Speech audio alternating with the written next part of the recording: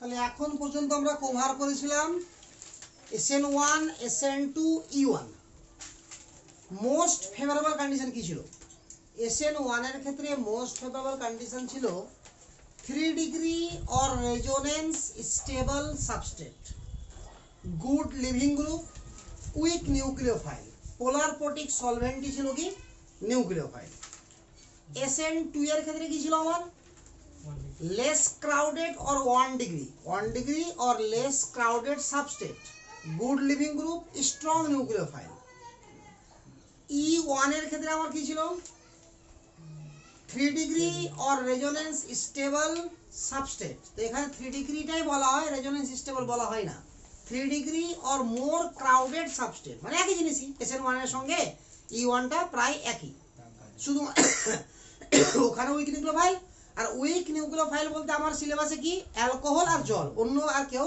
থাকবে না এখানে শুধুমাত্র পার্থক্য ছিল SN1 এর সঙ্গে E1 এর তাপমাত্রাতে ওখানে তাপমাত্রা ছিল না অর্থাৎ বিলো 25 ডিগ্রি সেন্টিগ্রেড বা ইকুয়াল টু 25 ডিগ্রি সেন্টিগ্রেড 25 বা তার থেকে কম আর E1 এর ক্ষেত্রে ছিল 50 বা তার থেকে বেশি এবার আমরা শুরু করব ওটা ছিল E1 মানে এলিমিনেশন ইউনিমলিকুলার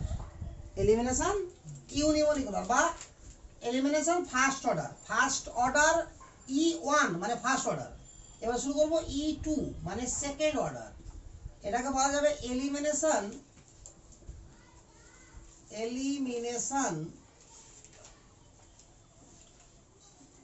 বাইমলিকুলার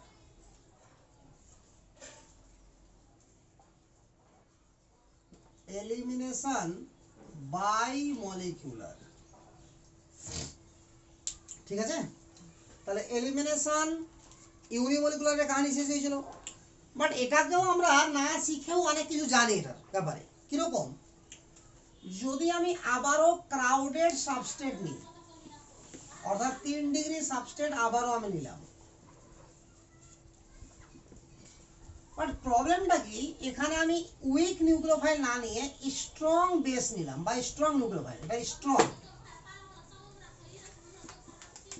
কারণ লোন পেয়ার দান করলেই তাকে বেস বলতে পারি তো যে কোনো নিউক্লিওফাইলকে বেস বলা যায় কিন্তু যে কোনো বেসকে নিউক্লিওফাইল বলা যায় না ঠিক আছে বেস হচ্ছে ইউনিভার্সাল টার্ম আর নিউক্লিওফাইল তাদেরকে বলা যাবে যে সমস্ত বেস কি করবে লোন পেয়ার দান করার মাধ্যমে সিগমা বন্ড করবে যে সমস্ত বেস লোন পেয়ার দান করার মাধ্যমে সিগমা বন্ড করবে আর যারা পারফেক্ট লোন পেয়ার দান করার মাধ্যমে H+ কে গ্রহণ করবে তারা হচ্ছে পারফেক্ট বেস আর বলে তো সবাই বেস এই হলো কথা নিউক্লিওফাইল নিজেও বেস তো এখানে আমি বি ডট ডট দিয়ে প্রকাশ করলাম তুমি এখানে নিউক্লিওফাইলও যদি আমরা দিই কোনো প্রবলেম নাই তবে কিনা স্ট্রং নিয়েছি আমরা তাহলে এবার কি হবে তো যেহেতু স্ট্রং নিয়েছি তাহলে তো ওয়েট করবে না যে আগে Cl বেরোক কার্বোকার্বন উৎপন্ন হবে সেই কার্বোকার্বন রিঅ্যারেঞ্জ হবে এই সমস্ত ওয়েট কি করবে কোনো মতেই করবে না তাহলে কি করতে চাইবো ডাইরেক্ট অ্যাটাক করতে চাইবে আরে ক্লিয়ার না ডাইরেক্ট অ্যাটাক করতে চাইবে তো ডাইরেক্ট অ্যাটাকটা কি করে করবে এই হচ্ছে কোশ্চেনটা কেন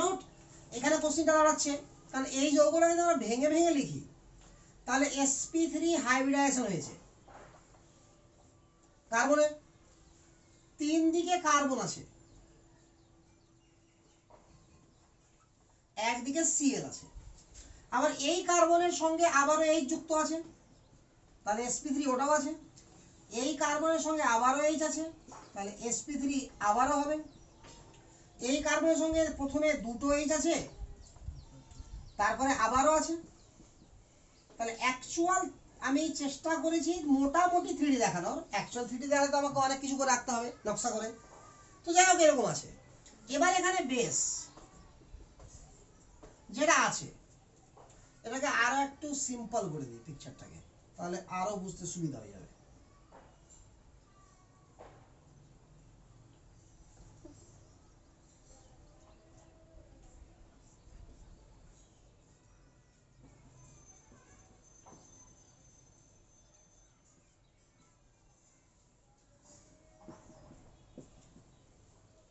তাহলে এটা হয়ে আছে ডেল্টা নেগেটিভ এটা আছে ডেল্টা পজিটিভ যেহেতু স্ট্রং বেস সরাসরি অ্যাটাক করতে যাবে আগে কার্বনকে কিন্তু কার্বনকে কোনো মতে অ্যাটাক করতে পারবে না কারণ কার্বনের চার সাইডে ক্রাউডেড খুব হাই আছে ও যখনই অ্যাটাক করবে কোনো না কোনো হাইড্রোজেনের সঙ্গে ওর অ্যাটাক হবে যে দিক থেকে অ্যাটাক করতে পারে, আর এই দিক থেকে তো পারবেই না, ওই দিক থেকে করলেও হতো না অ্যাটাক।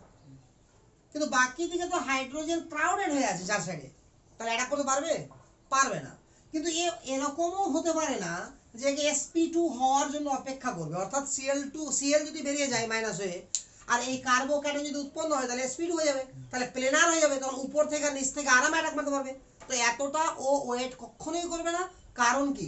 Strong base. তাহলে এত স্ট্রং বেস ওয়েট করবে না, আর ওয়েট যখন করছে না তো অ্যাটাক মারতে পারছে না, তাহলে হবে কি? ফলে কি হবে, যেহেতু এটা বেস, তো বেসের আর একটা ন্যাচারাল টেন্ডেন্সি কি হচ্ছে? অ্যাসিডিক হাইড্রোজেনকে নিয়ে নেওয়া। তো বেসের এবার আমি টেন্ডেন্সি শিখাচ্ছি যে বেস যখন একজন থাকবে, আর নিউক্লিওফাইল রূপে ভাবছি না, আমরা ইউনিভার্সাল রূপে ভাবছি। আর নিউক্লিওফাইলও হতে পারে এটা, বাট আমরা বেস রূপে ভাবলে সবাইকে ভাবা হয় একসঙ্গে। তো বেসের ন্যাচারাল টেন্ডেন্সি তিন রকমের। প্রথম টেন্ডেন্সি অ্যাসিডিক হাইড্রোজেনকে ছিনিয়ে নেওয়া। যদি অ্যাসিডিক হাইড্রোজেন না পাই, তাহলে দ্বিতীয় টেন্ডেন্সি হবে ওর আমার কার্বনিল কার্বনে অ্যাটাক মারা, ঠিক আছে? তৃতীয় টেন্ডেন্সি হবে উইক অ্যাসিডিক হাইড্রোজেন, অর্থাৎ আলফা হাইড্রোজেনকে অ্যাটাক করা। ক্লিয়ার? অ্যাসিডিক হাইড্রোজেন কাদেরকে বলবো? যে সমস্ত হাইড্রোজেন কার সঙ্গে যুক্ত থাকবে। তাহলে অ্যাসিডিক হাইড্রোজেনের ব্যাপার আছে একটা, তাহলে ছোট্ট একটা লিস্ট বলে দিই যে অ্যাসিডিক হাইড্রোজেন কারা কারা, ঠিক আছে? তাহলে প্রথমে আমরা চিনে নিই আগে অ্যাসিডিক হাইড্রোজেনকে।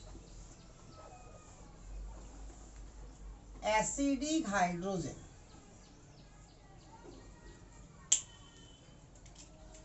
যদি হাইড্রোজেন পরমাণু হ্যালোজেনের সঙ্গে যুক্ত থাকে,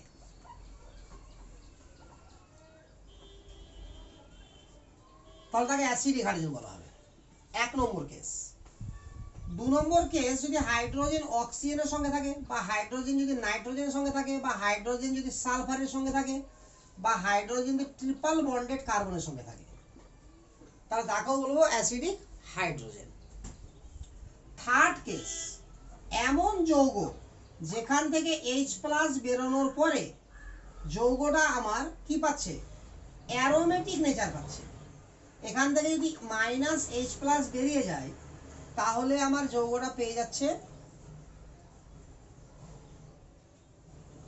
অ্যারোমেটিক নেচার, পেয়ে গেল অ্যারোমেটিক H+ বেরোনোর পরে। তাহলে এই হাইড্রোজেন গুলোও কি আমার অ্যাসিডিক হাইড্রোজেন, ঠিক আছে তো? অথবা এমন হাইড্রোজেন যারা কনজুগেটেড পাবে, অর্থাৎ অ্যারোমেটিক নাই বা হলো, বাট কনজুগেটেড আছে, এখান থেকে H বেরোলো, তাহলেও আমার কনজুগেশন পেয়ে গেল। এরা সবাই হচ্ছে স্ট্রং অ্যাসিডিক হাইড্রোজেন, এরা সবাই কি স্ট্রং অ্যাসিডিক হাইড্রোজেন, মানে সরাসরি বলবো এদেরকে যে এরা হচ্ছে অ্যাসিডিক হাইড্রোজেন। বুঝা গেল? তাহলে বেসের ন্যাচারাল টেন্ডেন্সি থাকবে প্রথমে অ্যাসিডিক হাইড্রোজেনকে অ্যাটাক করার। যদি অ্যাসিডিক হাইড্রোজেন না পায় তো CO তে অ্যাটাক মারবে, কার্বনিল কার্বন। CO কে কার্বনিল গ্রুপ বলা হয়, কার্বনিল কার্বন অর্থাৎ অ্যালডিহাইড বা কিটোনের, ঠিক আছে? আবার ভাবো যে অ্যাসিড হবে কি? অ্যাসিড তো CO আছে, হবে না। কেন হবে না? কারণ C ডাবল বন্ড O আর OH আছে, তো O এর সঙ্গে তো H আছে, তো অ্যাসিডিক হাইড্রোজেন পেয়ে গেল আগে, তাহলে কেন যাবে? আরে বোঝা গেল কথাটা? যদি আমি অ্যাসিডের কথা বলি তো কার্বনিল কার্বন এখানেও আছে, কারণ এই কার্বনটাকে কার্বনিল কার্বন বলবো, কিন্তু অ্যাসিড যেহেতু আছে তো অ্যাসিডিক হাইড্রোজেন তো আছে আমার। তাহলে প্রথম টেন্ডেন্সি কি বেসের? অ্যাসিডিক হাইড্রোজেনকে অ্যাটাক করা। অ্যাসিডিক হাইড্রোজেন যদি না পায় তো কাকে অ্যাটাক করবে? কার্বনিল কার্বনকে। আর সেটাও যদি না পায় তাহলে উইক অ্যাসিডিক হাইড্রোজেন, যাকে বলা হয় আলফা হাইড্রোজেন। তো ন্যাচারালি তিনজনের মধ্যে কাউকে না কাউকে পেতেই হবে, ঠিক আছে? আদারওয়েজ বেস কোথায় অ্যাটাক মারবে? কার্বোক্যাটায়নে সরাসরি। আদারওয়েজ বেস তখন নিউক্লিওফাইল হিসাবে ইউজ হবে।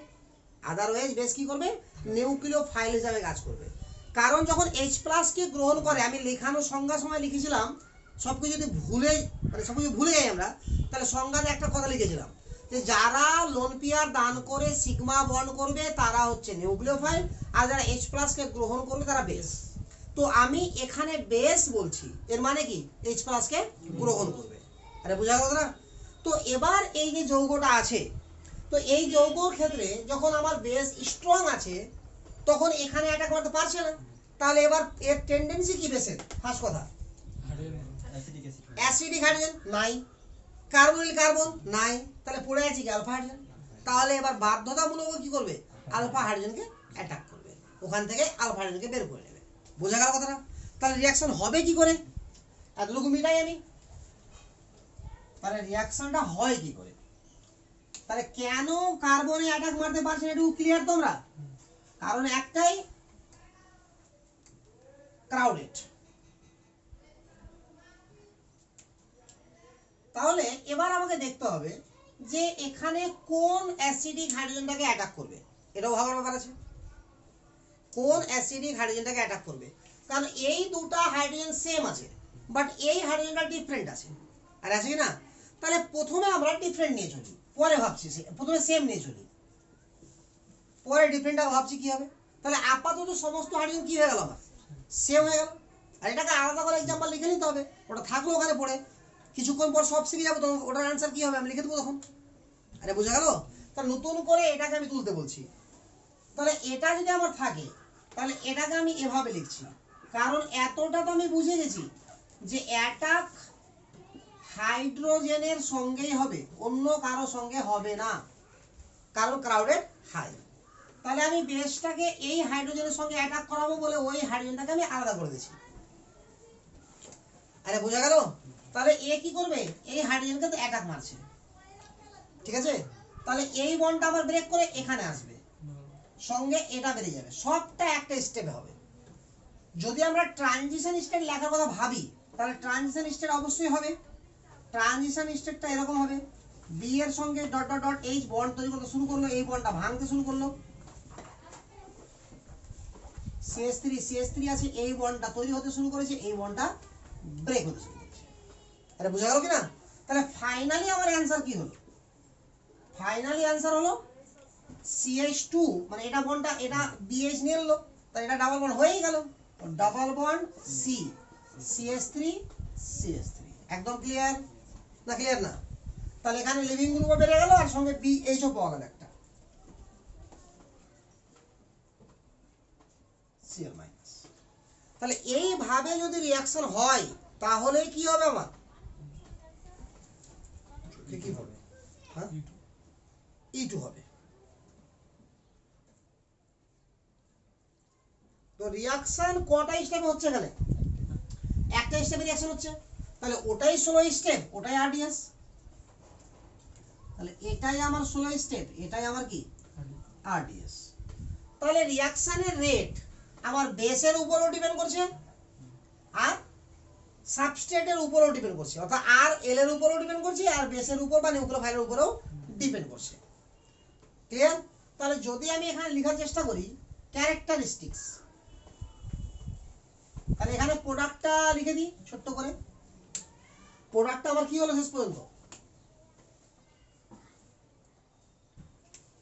এখানে যখন আমি বেস দিয়েছিলাম আর স্ট্রং বেস, তখন আমার প্রোডাক্টটা শেষ পর্যন্ত হলো এটা।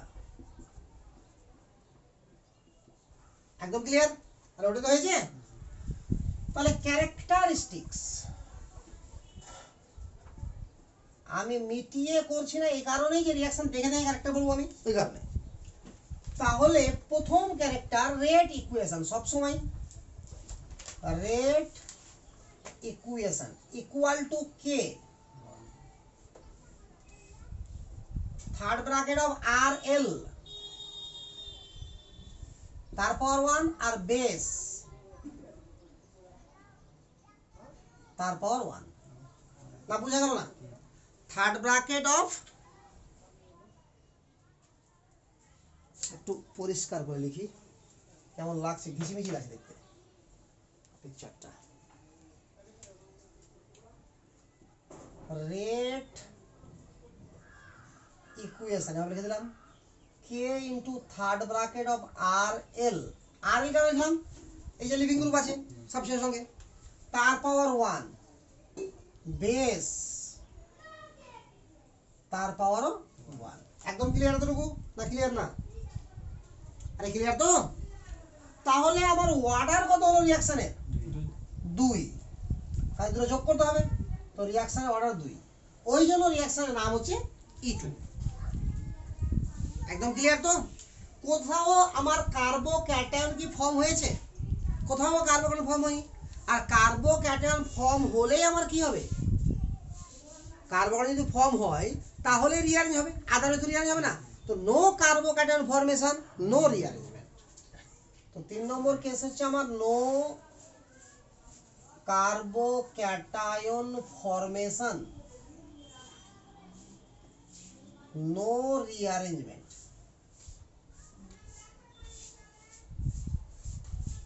কার্বোক্যাটায়ন ফর্মেশনও হবে না, রিঅ্যারেঞ্জমেন্টও হবে না। হয়ে গেছে? বেসেস কি হবে? Strong base, strong base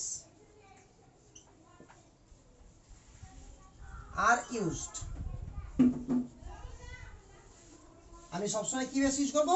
strong base. এতক্ষণে রিয়াকশনটা আমার মুখস্থ হয়ে গেছে কি আছে দেখে দেখে, এবার মিটিয়ে দিলেও মনে থাকবে আমার রিয়াকশনটা। তাহলে আমি এবার রিয়াকশনটা মিটিয়ে দিচ্ছি। তাহলে স্ট্রং বেস অর্থাৎ কাদেরকে আমরা স্ট্রং বেস বলবো? যদি স্ট্রং বেস ইউজ করবো তা আমাকে তো চিনতে হবে যে কারা কারা স্ট্রং বেস। তো আগে আমি দেখে নিই কারা কারা স্ট্রং বেস। এখানে আমি আলাদা করে একটা সাইডে পয়েন্ট করে নেবো, সেখানে লিখে দেবো স্ট্রং বেস কারা।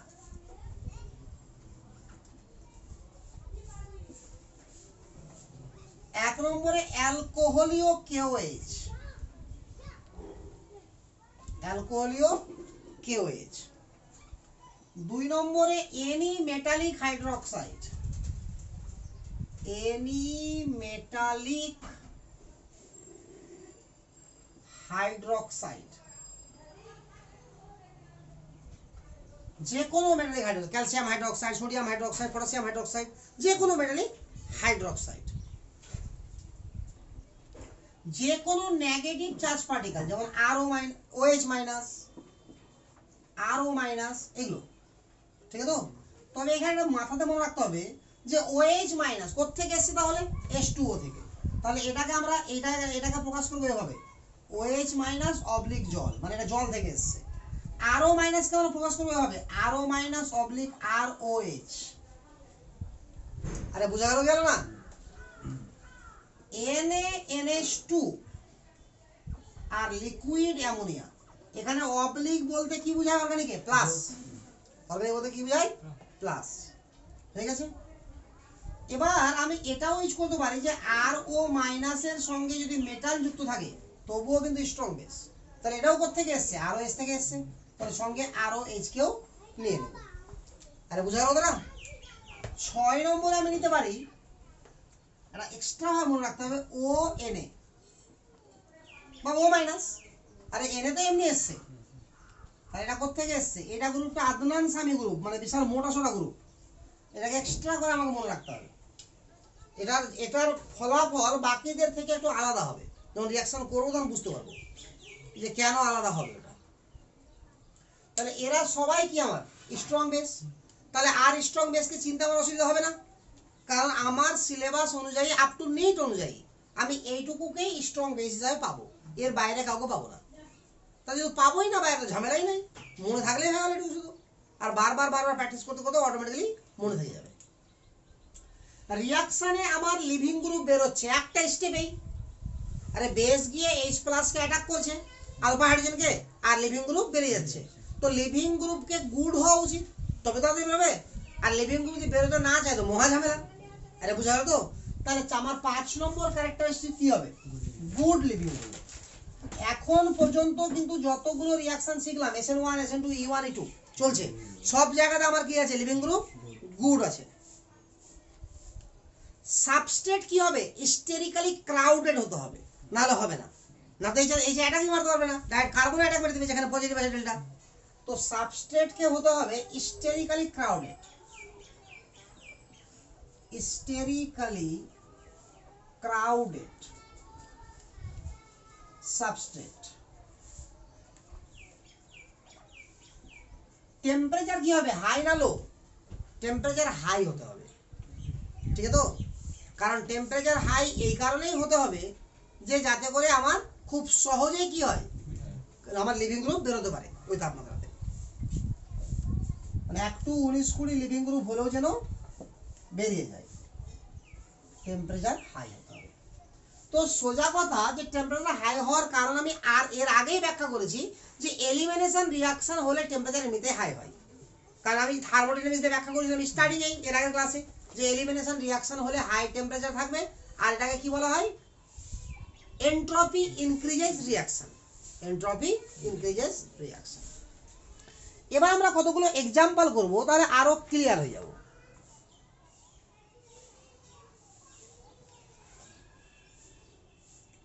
তাহলে এতটুকু কপি করা হয়েছে।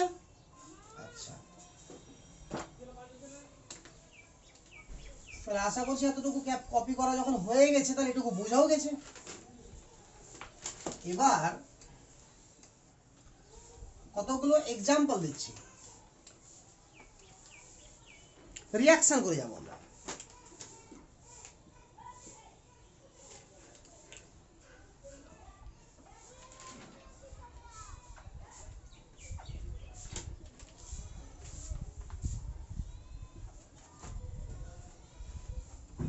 এই হচ্ছে রিয়াকশন। তাহলে আমি দেখছি এখানে যে এখানে লক্ষ্য করতে হবে আমাকে যে এটা হিস্টোরিক্যালি ক্রাউডেড সাবস্টেন্স আছে, এটা স্ট্রং বেস RON, এখানে প্লাস মাইনাস দেওয়া থাকলেও কি আর না থাকলেও কি RON হলেই হবে নাকি। তাহলে রিয়াকশনের নাম কি হবে, E2। তাহলে রিয়াকশনের নাম হবে আমার E2। একদম ক্লিয়ার। তো এখানে যে কার্বনটার সঙ্গে আমার কে লেগে আছে, ক্লোরিন, তাকে বলছে আলফা কার্বন। এটাও বিটা, এটাও বিটা, এটাকে বলবো বিটা ড্যাশ নাকি। ডিফারেন্ট আছে না? ক্লিয়ার না? ক্লিয়ার না? তাহলে এর দুদিকের মধ্যে যে কোনো এক দিয়ে অনুমান করবো, আর এটা দিয়ে একটা অনুমান করবো, দু রকম প্রোডাক্ট উৎপন্ন হবে আমার, একটা মাইনর একটা মেজর। যদি একটা লিখতে হয় কি লিখবো, মেজর লিখবো। মেজরের আরেকটা নাম কি, সেট জেড। এখানে ডাবল বন্ড হয়ে গেল একটা, আর একটা এখানে ডাবল বন্ড হলো। তো নিঃসন্দেহে এটা মেজর, কারণ অ্যালকিনে আমার আলফা হাইড্রোজেন বেশি আছে। আর এটা কি, মাইনর। মাইনরকে বলা হয় হফম্যান আর মেজরকে বলা হয় সেটজেন। একদম ক্লিয়ার। 2 নম্বর কোশ্চেন করার চেষ্টা করছি একটু।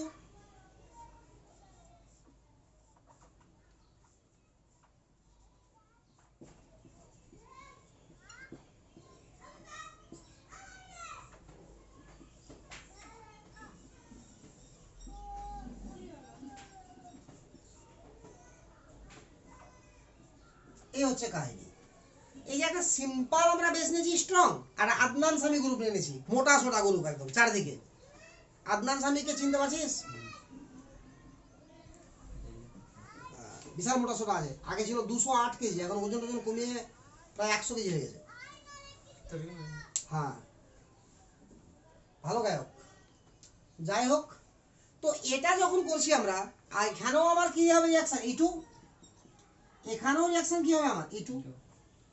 তো এখানে আমার এটা নিঃসন্দেহে আলফা কার্বন, তাহলে এটা বিটা, এটাও বিটা, এটা বিটা ড্যাশ আলাদা আছে যেহেতু।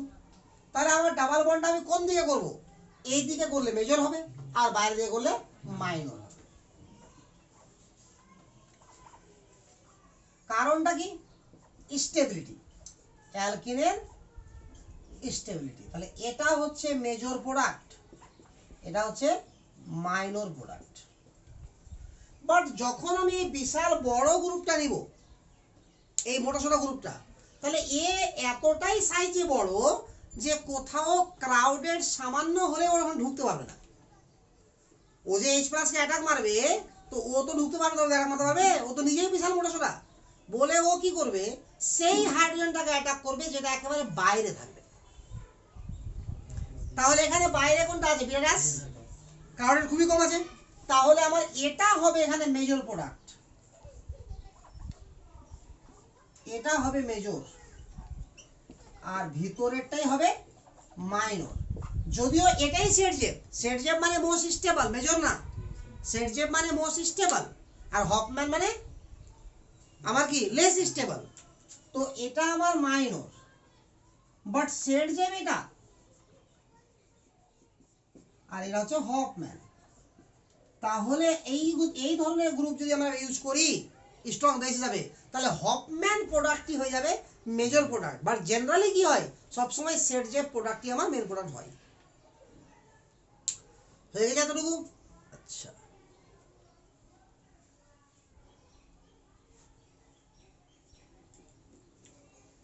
তুলে নাও তাহলে মিটিয়ে দিই।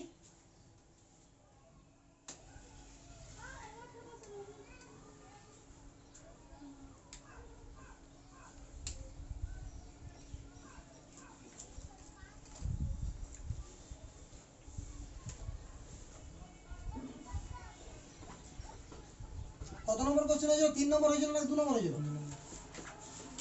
2 নম্বর হয়েছিল মনে হয়।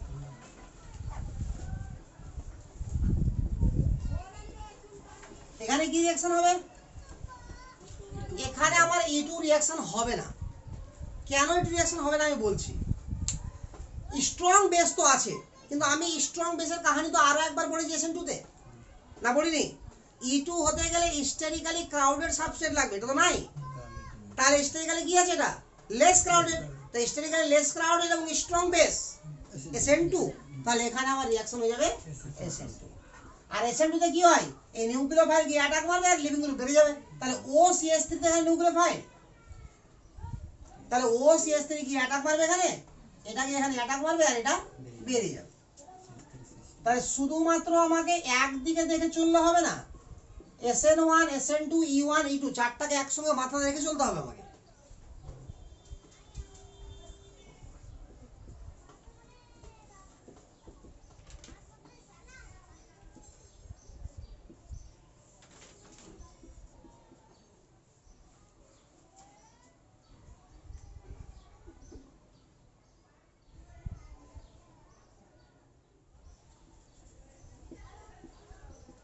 অ্যালকোহলিক OH, এটা আমার স্ট্রং বেস। তাহলে এটা আলফা, এটা বিটা, এটা বিটা ড্যাশ কোথা থেকে বেরোবে? বিটা ড্যাশ থেকে বেরোবে, কারণ কনজুগেশন পেয়ে যাবে। মোর স্টেবল তো ওটা নাকি, অর্থাৎ সেখান থেকে বেরোবে যেখানে মোর স্টেবল।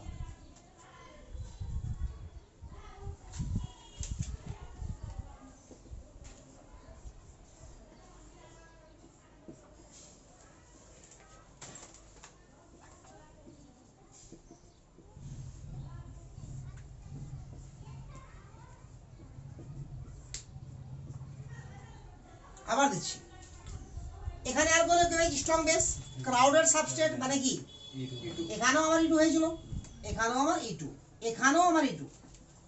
আর এটা E2 ছাড়া হয় না, এই সাবস্ট্রেটটা বেশি করে E2 ছাড়া হয় না। তো যাই হোক, এখানে আমার এটা আলফা, এটা বিটা, এটা বিটা ড্যাশ, এটাও বিটা ড্যাশ। তো ডাবল বন্ড হবে কার মধ্যে? বিটার মধ্যে, কারণ মোর স্টেবল ওখানে পাচ্ছি। তাহলে এটা হবে আমার major product. But in case of this strong base সবসময় আমার বাইরে থেকেই অ্যাটাক করবে, তাহলে এটা হয়ে যাবে মেজর প্রোডাক্ট। এখানে দিস ইজ মেজর আর দিস ইজ মাইনর।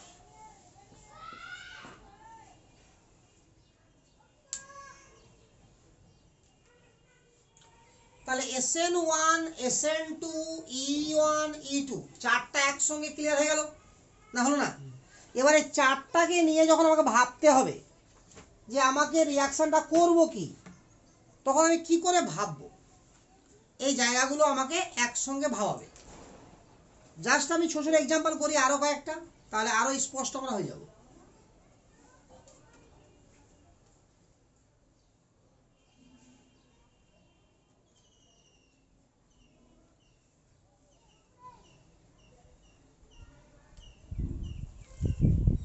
তবে একটা কথা আরো মাথায় রেখে চললে ভালো হয়, যদি 1 ডিগ্রি সাবস্ট্রেট হয় তো বেস টেস্ট যাই হোক না কেন রিয়াকশন SN2ই হয়। যদি 1 ডিগ্রি সাবস্ট্রেট হয় তো বেসের দিকে না দেখলেও কোনো যায় আসে না, সবসময় রিয়াকশন কি হবে? SN2।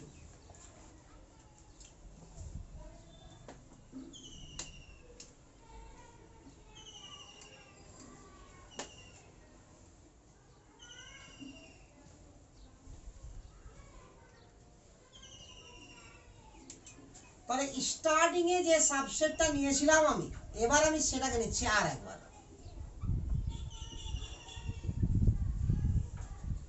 এবার এখানে আমি একই সঙ্গে কতগুলো রিয়াকশন করছি। এখানে জল দিলাম 110 ডিগ্রি সেন্টিগ্রেড তাপমাত্রা দিলাম, অ্যালকোহল দিলাম 15 ডিগ্রি সেন্টিগ্রেড তাপমাত্রা দিলাম, আবার আর ও মাইনাস দিলাম আর হিট লিখে দিলাম। মানে হিট মানে 50 বেশি আছে। আরে শিওর না? শিওর না? অ্যালকোহলীয় কেওএস দিলাম, হিট দিলেই কি আর না দিলেই কি বুঝে যায়। তো যাই হোক, হিটটা মাস্ট বি লাগে, তবে অনেক সময় দেওয়া থাকে না, তবু রিয়াকশন হবে, কোনো যায় আসে না, একটু স্লো হবে। তো ব্যাপারটা কি হচ্ছে, আমার এখানে যেটা রিয়াকশন হবে সেটা কোন রিয়াকশন?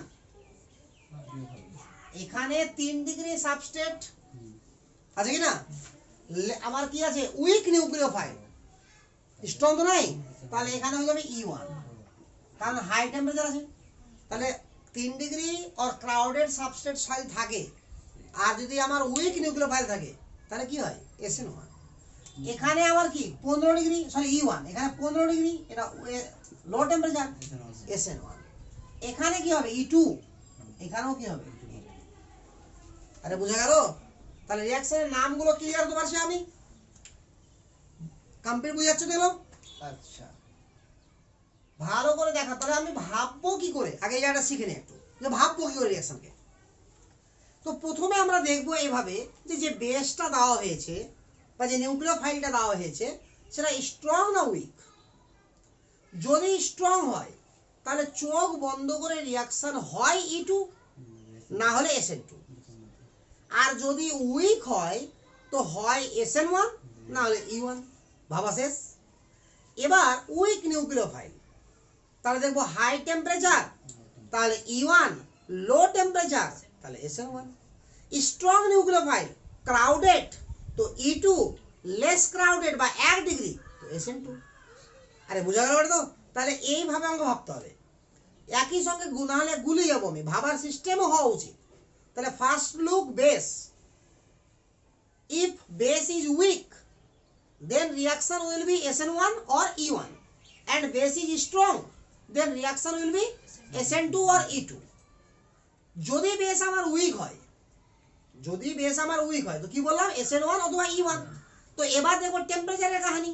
টেম্পারেচার যদি আমার 25 বা 25 এর কম হয় তাহলে SN1, টেম্পারেচার যদি আমার 50 বা 50 এর বেশি হয় তাহলে E1। হয়ে গেল উইক বেস দিয়ে। চলে আসবো স্ট্রং বেসের দিকে। যদি আমি স্ট্রং বেস পেয়ে গেলাম তাহলে crowded substrate E2, less crowded বা 1 ডিগ্রি SN2। 2 ডিগ্রি আমার থাকবে না, ঝামেলা কোনো ব্যাপার নাই। তবে 2 ডিগ্রি থেকেও যাই, 2 ডিগ্রি থেকেও যাই তাহলে আমার হাই টেম্পারেচারও সঙ্গে থাকবে। এগুলো তো আমার কি হচ্ছে যে ক্রাউডেড দেওয়া আছে, স্ট্রং বেস দেওয়া আছে, হিট দিলেই কি আর না দিলেই কি E2ই হবে। আর স্ট্রং বেস ক্রাউডেড E2 হবে, হিট দিলেই কি না দিলেই কি। বাট যদি 2 ডিগ্রি সাবস্ট্রেট থাকে আর 2 ডিগ্রি তো আমার কি হাইলি ক্রাউডেডও না আবার নন ক্রাউডেডও না, লেস ক্রাউডেডও না, তাহলে এরকম ক্ষেত্রে আমার স্ট্রং বেসের সঙ্গে হিট মানে E2, হিট নাই মানে SN2। ঠিক আছে? তবে থাকবে না কখনো, চিন্তা করে লাভ নাই। ঠিক আছে? তবে থাকলে আমার হিট দিয়েই থাকে, মানে এরকম কখনো বিক্রিয়া দেখিনি আর হবেও না যে আমার 2 ডিগ্রি সাবস্ট্রেট আছে, স্ট্রং বেস আছে আর হিট নাই। 2 ডিগ্রি বেস থাকবে, স্ট্রং বেস থাকবে, 2 ডিগ্রি সাবস্ট্রেট থাকবে, স্ট্রং বেস থাকবে, তো হিট থাকবেই আর রিঅ্যাকশন E2ই হবে। ক্লিয়ার? তাহলে এখানে কি হবে আমার, এখানে আমার হবে E1, তাহলে এখানে আলফা, এখানে আমার কি হবে প্রথম স্টেপে, তাহলে কি E1 এ কি হয় এটা বের হলো, তারপরে হাইপার কনজুগেশন হবে, সেদিকে হবে হাইপার কনজুগেশন, যেদিকে আমার মোর স্টেবল প্রোডাক্ট, তাহলে এদিকে আমার ডাবল বন্ড। না বুঝা গেল না? তাহলে দুটো স্টেপে রিঅ্যাকশন হবে এখানে। প্রথম স্টেপে কার্বো ক্যাটায়ন ফর্ম হবে আর দ্বিতীয় স্টেপে কি হবে আমার হাইপার কনজুগেশন। এটা আমার SN1, তাহলে কি হবে এটা ফার্স্টে বেরিয়ে গেল, কার্বো ক্যাটায়ন রিঅ্যারেঞ্জ তো হচ্ছে না, তার মানে আর ও এইচ গিয়ে অ্যাটাক করলো কার্বো ক্যাটায়নে, এইচ বেরিয়ে গেল, তাহলে ও আর থেকে গেল। আস্তে আস্তে অনেকটা ক্লিয়ার হয়ে যাচ্ছে না রিঅ্যাকশনগুলো। এইভাবে আস্তে আস্তে এমন ক্লিয়ার হয়ে যাবে যে রিঅ্যাকশন দেখে আমরা বলতে পারবো কোন রিঅ্যাকশন হবে। তুলনা করা দূরেরই কথা, সব শিখে যাবো।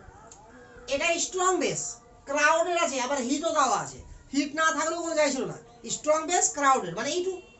তাহলে E2 হলে আলফা বিটা ভাবতে হবে আমাকে, সেদিকে ডাবল বন্ড হবে, যেদিকে ডাবল বন্ড আমার মোর স্টেবল, তাহলে নিচে দিকে ডাবল বন্ড হবে। আরে এটা আলফা, এটাও বিটা, এটাও বিটা, দুটো একই, তেপ বিটা দিলাম, এটা কি হবে বিটা ড্যাশ। এটা আলফা, তো এটাও বিটা, এটাও বিটা, এটা হবে বিটা ড্যাশ। একদম ক্লিয়ার? তাহলে বিটা ড্যাশের সঙ্গে হবে আমার মোল স্টেবল, কারণ ওখানে উৎপন্ন আমার হাইড্রোজেন কি হচ্ছে, অ্যালকিন কি হচ্ছে, মোল স্টেবল, আলফা হাইড্রোজেন বেশি থাকছে। আর একবার এদিকে লিখে দিই, কোনো যায় আসে না আমার, কারণ এটাও তো তৈরি হবে কম আর বেশি।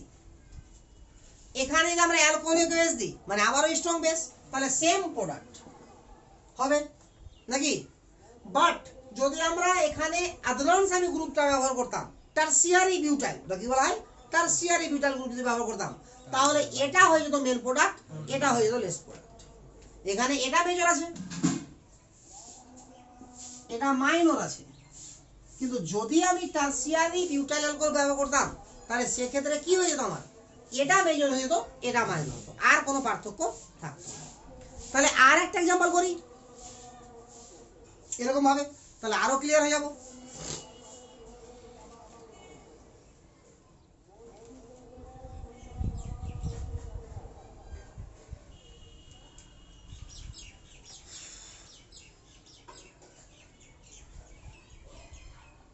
ঠিক আছে?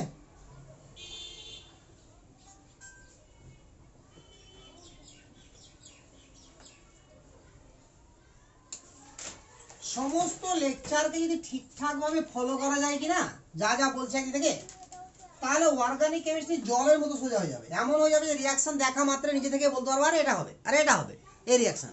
কিন্তু কি আমরা দু ধরনের প্রবলেম ফিল করি, একটা কি সবটা মন দিয়ে পড়তে পারি না এত বেশি, কারণ সিলেবাস অনেক বড় হয়ে যায়। কিন্তু বড় আর কোথায় হয়, কারণ চ্যাপ্টার শেষ করতে এমনিতে অর্গানিক যেভাবেই পড়ি না কেন আমরা, মোটামুটি 35টা লেকচার লাগবে।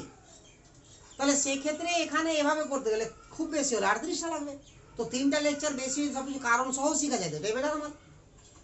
কারণ এভাবে করছি, এখন চ্যাপ্টার হয়তো একটাই হয়েছে, হ্যালো অ্যালকেন হ্যালো অ্যারিন, এটা শেষ করলে হ্যালো অ্যারিন, মানে হ্যালো অ্যালকেন আর একটা রিঅ্যাকশন করবো E1CB, বাস halo alkane halo arene complete হয়ে যাবে।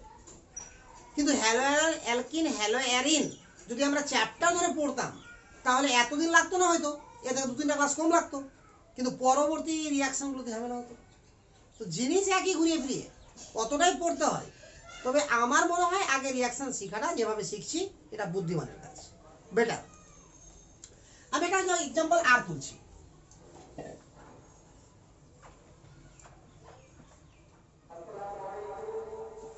শুরু হয়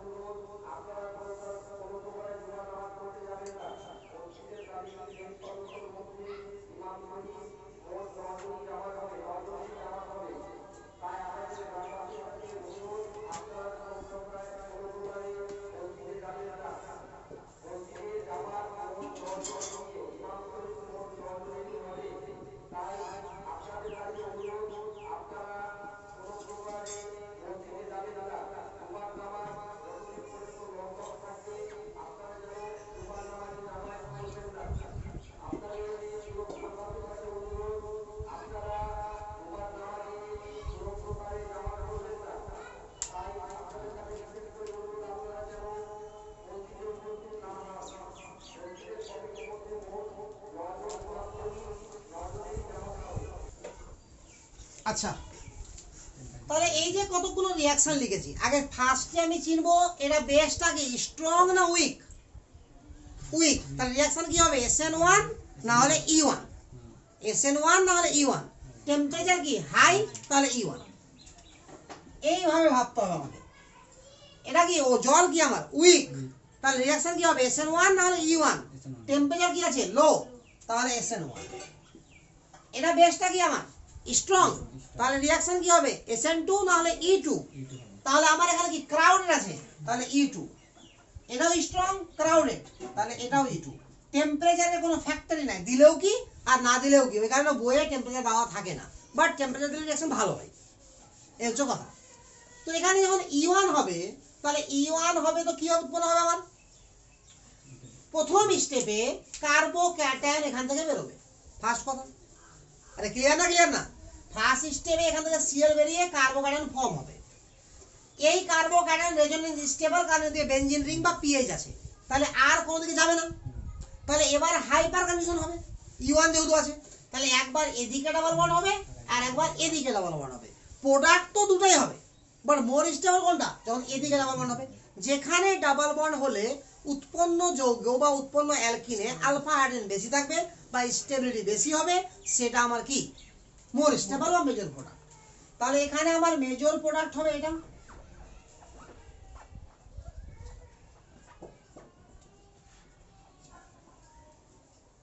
আর মাইনর প্রোডাক্ট হবে এটা।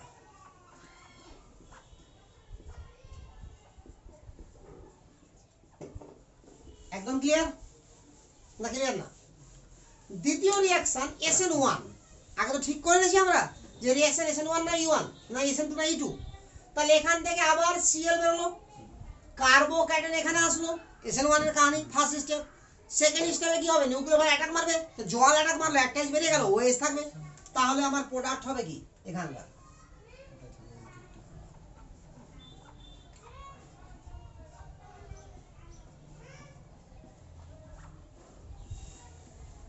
হয়ে গেছে। তৃতীয় কন্ডিশনে E2 হবে, তাহলে এটা আমার আলফা কার্বন, এটা বিটা কার্বন, এদিকে তো হাইড্রোজেন নাই, এখানে আছে বিটা ড্যাশ। তাহলে কোন দিকে ডাবল বন্ড হলে বেশি স্টেবল? বিটা ড্যাশের দিকে। তাহলে ওটাই উৎপন্ন হবে। একটা বললে তো ওটাই হবে, বাট উৎপন্ন তো দুটোই হবে, কম আর বেশি। হয়ে গেল ডাবল বন্ড। আরে ক্লিয়ার না? ক্লিয়ার না? আর একটা কি উৎপন্ন হবে? ওই যে উপরে যেটা হয়েছে, বাট এটা হবে মেনলি উপরেরটা। আর এখানে কি হবে? আদনান সানি গ্রুপ আছে, তাহলে বাইরে থেকে অ্যাটাক করবে, তাহলে CH3 থেকে হবে মেজর প্রোডাক্ট। তাহলে শুধু যদি মেজর লেখা অভ্যাস করতে শুরু করে দিই প্রথম থেকে, তাহলে আরো সুবিধা। তাহলে এটা উৎপন্ন হবে, এখানে একটাই লিখলাম, উৎপন্ন দুটোই হবে, বাট এটা মেজর। তাহলে আমি কি এখান থেকে গ্যারান্টি বলতে পারি এবার যে আমি রিঅ্যাকশন থেকে চিনতে পারবো যে কোনটা SN1, কোনটা SN2, কোনটা E1, কোনটা E2? যদি চিনতে না পারা যায় তাহলে লেকচার আবার একবার শুনতে হবে SN1 থেকে শুরু করে, SN1, SN2, E1, E2, তারপরে আমি সিদ্ধান্ত অবশ্যই পাকাপাকি নিতে পারবো।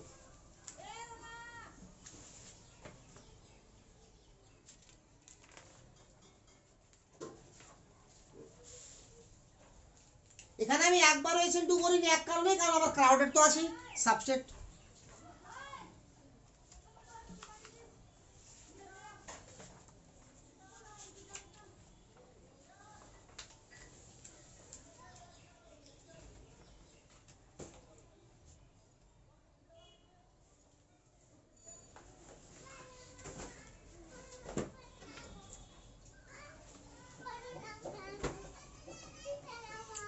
হয়ে গেল তোর?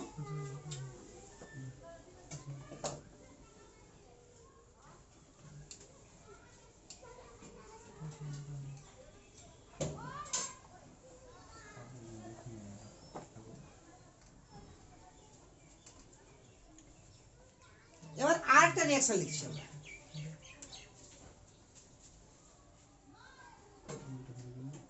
CH3C, CH3, CH3L বা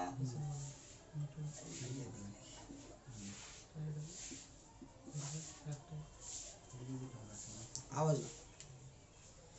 তাহলে CH3, CH3, CH3Cl, তাহলে এটা আবার আমার হাইলি ক্রাউডেড আছে, আছে কি না?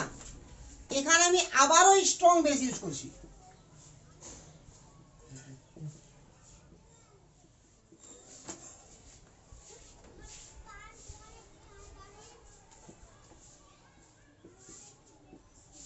Strong base.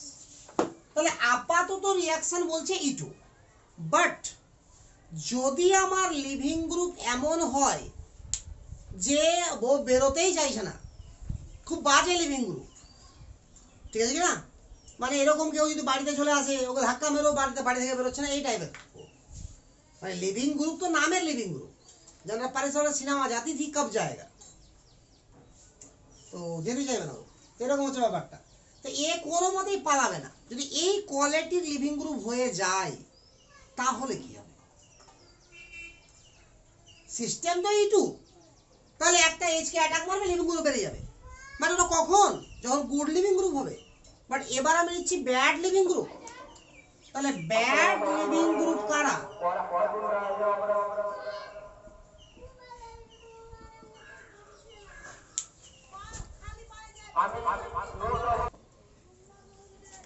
তাহলে আমাকে জানতে হবে ব্যাড লিভিং গ্রুপ কারা কারা। তো ব্যাড লিভিং গ্রুপের সিস্টেম হচ্ছে, ব্যাড লিভিং গ্রুপ কারা কারা ডায়েট মুখস্থ। ওএইচ হচ্ছে সব থেকে bad living group, F OH F সব থেকে ছাড়, মোটের উপরে এর হচ্ছে লিভিং গ্রুপ। এন আর 3+, আর মানে যেগুলো অ্যালকাইল গ্রুপ, এস আর 2+। এই চারটাই আমার আছে যারা ব্যাড লিভিং গ্রুপ। মানে ধাক্কা না মারলে বেরোবে না, জবরদস্তি করতে হবে এদের সঙ্গে, আদারওয়াইজ বেরোবে না। অর্থাৎ ভালোই একটা হিট দিয়ে এদেরকে কি করতে হবে, বের করতে হবে। আরে বোঝা গেল ব্যাপারটা? তো এবার রিয়াকশনটা হবে কি করে? তার মধ্যে আমি এই দুটাকেই পাবো বারবার, এই দুটাকে আমি পাবো না আমার সিলেবাসের বাইরে, এমনকি নিটের সিলেবাসেরও বাইরে, আইআইটির সিলেবাসে দুটো পাওয়া যায়। বাট ওভারঅল এই চারটাই হচ্ছে আমার ব্যাড লিভিং গ্রুপ। লিখে দিলাম একবারে, চারটে আছে বলে। রিয়াকশন কি করে হবে আবার সেম ভাবে লিখি আমি। তো যেহেতু আমার বন্ড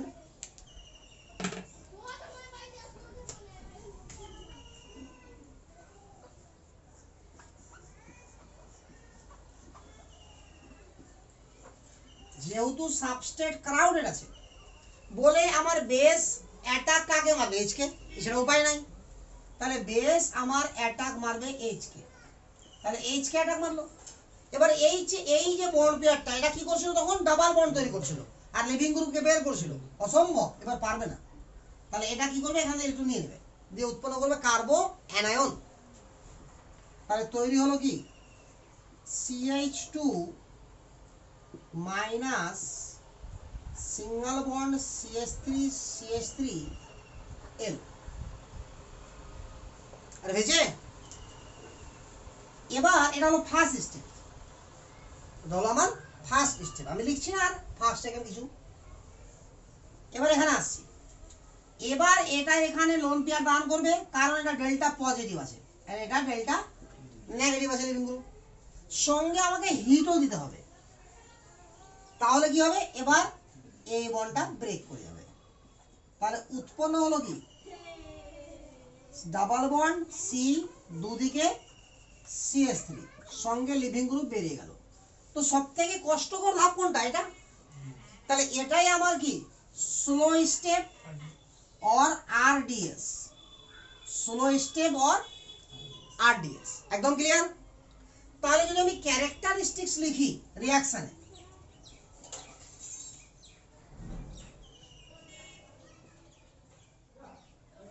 ক্যারেক্টারিস্টিক্স, তাহলে প্রথম ক্যারেক্টার কি ব্যাড লিভিং গ্রুপ, এটা না হলে কাহানি আসবে না, ব্যাড লিভিং গ্রুপ। 2 নম্বর আমি এবার লিখবো রেট ইকুয়েশন, যেটা এতক্ষণ বারবার 1 নম্বরে লিখছিলাম, এবার ওটা 2 নম্বরে লিখছি। এটা কোনো যায় আসে না যদি আমি 1 নম্বরে লিখি, তো রেট ইকুয়েশন। তাহলে কে ইনটু, এবার এই জায়গাটা একটু ভালো করে দেখতে হবে আমাকে, ঠিক আছে, কারণ রেট তো ডিপেন্ড করছে এটার উপরে নাকি। তাহলে থার্ড ব্র্যাকেটে আমার ওটা হবে, আর এটা একটাই আছে তো মাথার উপরে 1 হবে। এতটুকু ক্লিয়ার না? ক্লিয়ার না? বাট এর নামটা কি একটু জানতে হবে আমাকে, কারণ এটা তো অ্যালকিল হ্যালাইড না, RL তো না, আবার বেসও না নাকি। তো এখানে বেস কি করেছে, H+ গ্রহণ করেছে।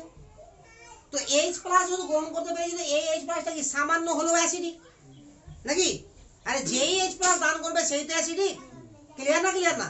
তো H+ যখন দান করে তো অ্যাসিড, তো অ্যাসিড যদি H+ দান করে দেয় তো যেটা পড়ে থাকে তাকে কি বলা হয়, কনজুগেট বেস। অ্যাসিড যদি H+ দান করে দেয় যেটা পড়ে থাকে কি বলা হয়, তাহলে এটাকে বলতে পারবো কনজুগেট বেস না, পারবো না। তো কনজুগেট বেসকে আমরা শর্টকাটে লিখি CB, কনজুগেট বেস। আরে হয়েছে। এবার ওভারঅল তো আমার এলিমিনেটই হয়েছে, ওভারঅল তো আমার এলিমিনেশন হয়েছে। তো রিঅ্যাকশনে এলিমিনেশন হয়েছে কার, কনজুগেট বেসের। কত অর্ডার, ফার্স্ট অর্ডার, বলে রিঅ্যাকশনের নাম হয় E1CB। E1 elimination first order of conjugate base. এক মিনিট, তাহলে আমার রিঅ্যাকশনের নামটা কি হলো? E1CB। ক্লিয়ার? এটা কারণ হচ্ছে কি এটা কনজুগেট বেস। একদম ক্লিয়ার? আচ্ছা, রিঅ্যাকশনে আমার কার্বো অ্যানায়ন তৈরি হচ্ছে, এটা তো কার্বো অ্যানায়ন। তো রিঅ্যাকশনে যেহেতু কার্বো অ্যানায়ন তৈরি হচ্ছে, তো সেই কার্বো অ্যানায়নটা তৈরি হবে যেটা মোস্ট স্টেবল কার্বো অ্যানায়ন। তো আগে লিখে দিতে হবে, আমি বুঝাচ্ছি যে মোস্ট স্টেবল কার্বো অ্যানায়ন কোনটা। তো 3 নম্বর পয়েন্ট হচ্ছে আমার most stable carbanion are formed.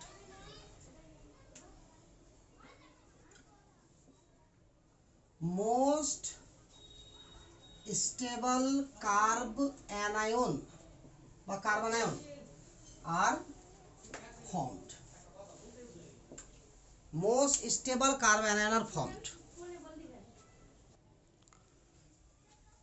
তো most stable carbon anion form হচ্ছে। ক্লিয়ার না? ক্লিয়ার না? আচ্ছা, এবার ব্যাপারটা হচ্ছে আমার এটা যে কোন কার্বো অ্যানায়নটাকে আমরা মোস্ট স্টেবল বলবো। যদি কার্বো অ্যানায়নটা কনজুগেশনে থাকে তাহলে সেটা অবশ্যই most stable. Otherwise less crowded, অর্থাৎ যে কার্বনের উপরে কার্বো অ্যানায়নটা হবে তার আশেপাশে যত কম কার্বন থাকবে তত বেশি স্টেবল। তাহলে সব থেকে বেশি স্টেবল কোনটা? যদি কনজুগেশন পেয়ে যায়, double, single, lone pair. Lone pair থাকবে কার্বন উপরে, তো যদি কনজুগেশন পেয়ে যায় তাহলে সেটা most stable. Otherwise less crowded carbanion আর মোর স্টেবল। ফর এক্সাম্পল, এখানে নিচে আমি কতগুলো এক্সাম্পল দিচ্ছি।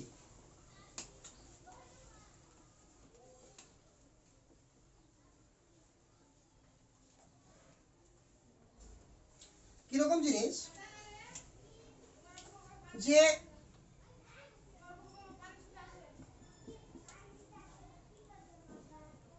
এটা একটা কার্বন আছে, এটা একটা কার্বন আছে, এই দুটোর মধ্যে কোনটা বেশি স্টেবল? তো এই কার্বনের দুদিকে কার্বন আছে, এটার একদিকে কার্বন আছে, তো এটা লেস ক্রাউডেড, তাহলে এটা আমার মোর স্টেবল। আবার যদি এরকম থাকে,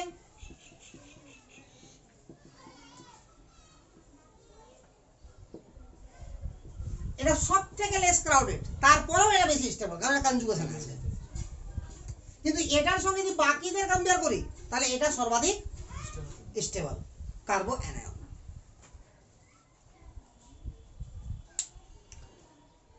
4 নম্বর পয়েন্ট, কার্বো ক্যাটায়ন কি রিঅ্যাকশন কোনো তৈরি হয়েছে? হয়নি। তাহলে কার্বো ক্যাটায়ন যদি ফর্ম না হয় তো রিঅ্যারেঞ্জ করতে হবে।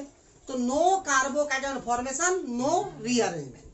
তাহলে 4 নম্বর পয়েন্ট হবে আমার no carbocation formation,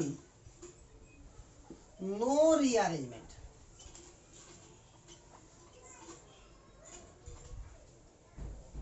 no rearrangement.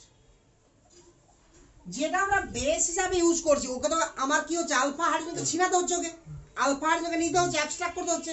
তাহলে ভেরি ভেরি স্ট্রং, মানে যাদেরকে লিখলাম ওরাই হচ্ছে ভেরি ভেরি স্ট্রং। তো ভেরি ভেরি স্ট্রং বেসেস আর required. Very very strong bases আর required. Very very strong bases আর রিকোয়ার্ড। তাহলে এতগুলো হলো আমার E1CB এর বৈশিষ্ট্য। তাহলে E1CB হতে গেলে ক্রাউডেড তো হতেই হবে, স্ট্রং বেস তো হতেই হবে, অর্থাৎ E2 এর যাবতীয় তথ্য মানতে হবে। শুধু এক জায়গাতে এই দুটোকে আলাদা, যে E2 তে ছিল গুড লিভিং গ্রুপ আর এখানে আছে ব্যাড লিভিং গ্রুপ। আর ব্যাড লিভিং গ্রুপ রূপে আমরা কাকে পাবো? হয় OH কে, না হলে ফ্লুরিন কে। বাকি দুটো আমি পাবো না, NR3+ SR2+ লিখেছি বলে। তবে আমি এক্সাম্পল দিয়ে দেবো, যেখানে পেয়ে যাবো, ওটা আমার উপরে ডিপেন্ড করছে, আমি সেভাবে দিতেই পারি, বাট নর্মালি পাবো না। আমি কতগুলো এক্সাম্পল করব। আমি একবার দুটো রিঅ্যাকশনকে একসঙ্গে করার চেষ্টা করছি, তাহলে আরো ক্লিয়ার হয়ে যেতে পারবো। সাপোজ আমি এরকম একটা রিঅ্যাকশন লিখছি,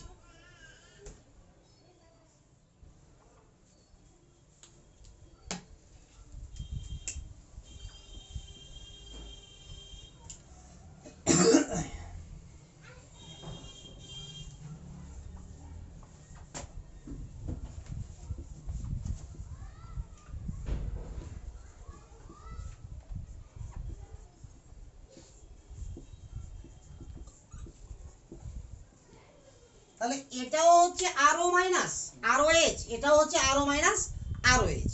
তো এবার দুটোই স্ট্রং বেস, মানে ভেরি ভেরি স্ট্রং বেস।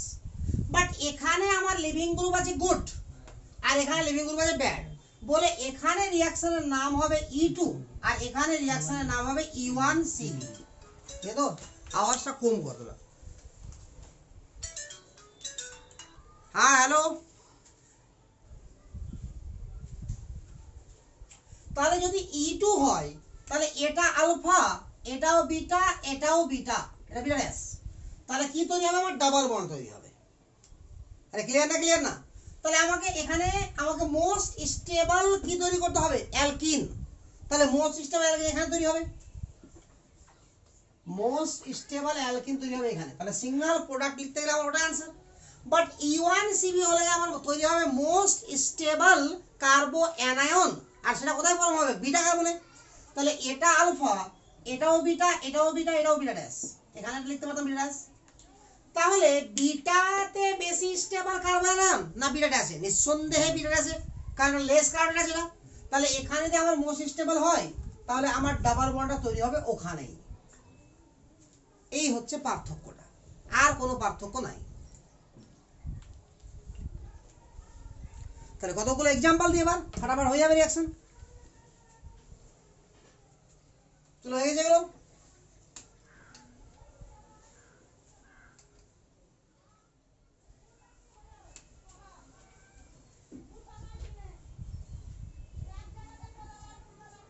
চারিদিকে যত চেঁচাচ্ছে,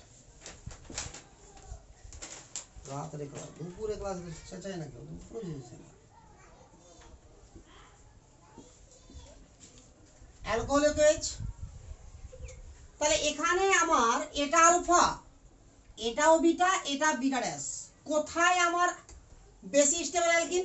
বিটাতে, কার্বন। তাহলে এখানে ডাবল বন্ডটা হবে, তাহলে প্রোডাক্ট হবে এটা।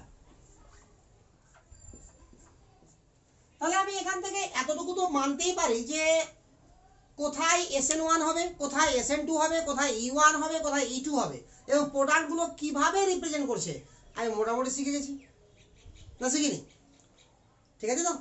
তাহলে E2 পর্যন্ত ক্লিয়ার আমার। তাহলে এখন এই ক্লাসে আমার এতটুকু পর্যন্তই থাকলো।